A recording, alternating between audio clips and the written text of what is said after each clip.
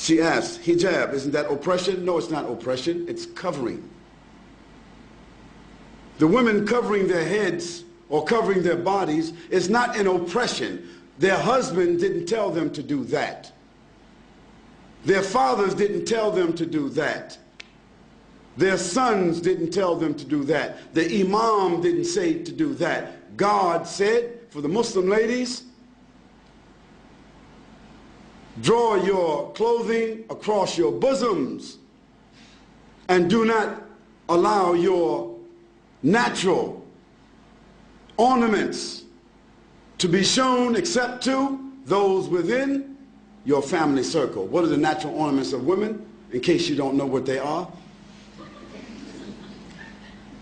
Their breasts, their shapes that happen to be different than that of men, their hair, those adornments should be covered. Now, just in case Christian people don't remember, just 40 years ago, Christian women never went to church without covering their heads. It wasn't it. Isn't that true? Ask your grandmothers. And just 50 or 60 years ago, 20 years before that, a Christian woman would never come outside with a short skirt, even. Even the nuns themselves today have succumbed to modernity. Because the nuns who committed themselves to the church and a religious life, how did they dress? They're not Muslims. They covered themselves. They covered themselves with an outer garment, and nothing on them was seen except the face and the hands.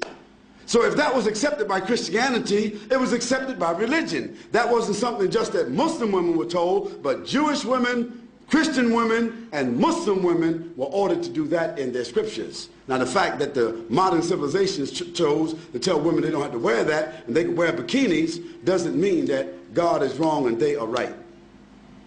Now for the Muslim lady, the wearing of the hijab is a protection for her. It's a distinction for her.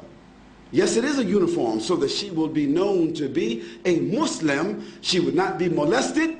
She would not be insulted. And no need for a man to stare at her and look at her because there is nothing appearing of her that would cause any unnatural attraction.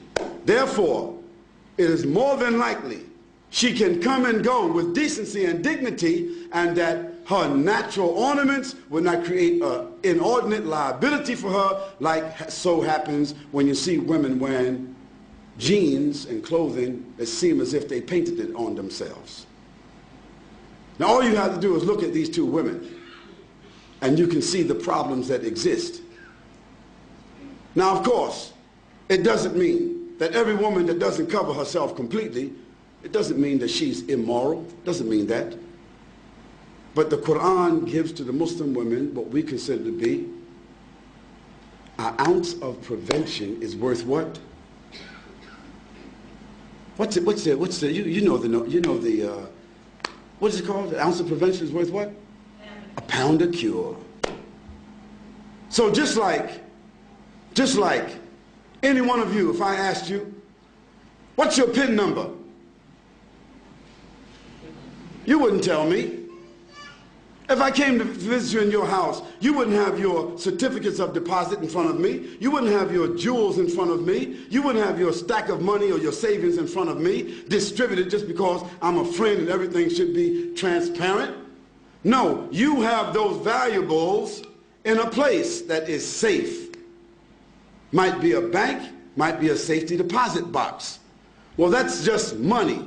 That's just tangible things. So don't blame us and don't blame God if he tells us that our mothers and our wives and our daughters, that they should be covered and in a safe place. The person asked about segregation. Why do Muslim women, why are they segregated? They're not segregated. They're not segregated. They're separated. There's a difference between segregation and separation. For instance, outside here, you have toilets that say male, female, don't you? Don't you? Why? Why shouldn't there just be a toilet? Because there are sensitivities that we as moral, decent, dignified, educated people accept, that there are sensitivities and privacy that the female would like to have as opposed to just walking into an open toilet. Now maybe in Amsterdam or some other places in Europe where they just have open toilets, it's different. But in most cases in the world, in most places in the world, they select to have a male and a female toilet. Why? Because there's the inherent inclination of human beings to provide sensitivity for women and sensitivity for men. Now in Islam, for us, it's not a matter of being inherent. It is something which is God-given inspiration to do what? To separate the sexes. That means the genders. Doesn't mean absolute separation, like we can't see each other, we can't talk to each other, but generally, my wife just doesn't, I don't go to another man's house and I just sit down with his wife and dance with his wife, and he sit down and dance with my wife, and this is a matter of friendship. Bob, just drop over anytime you like. Okay? We don't do that. No, I come to visit Bob or Abdullah. Abdullah's wife comes to visit my wife.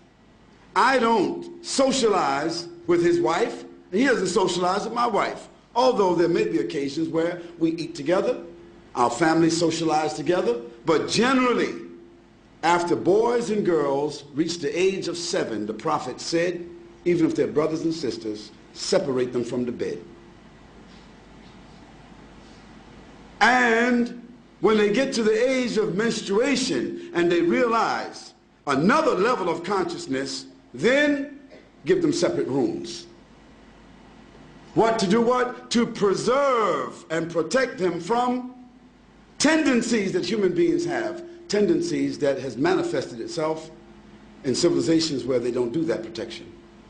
So we are obeying Almighty God. That's what we're doing.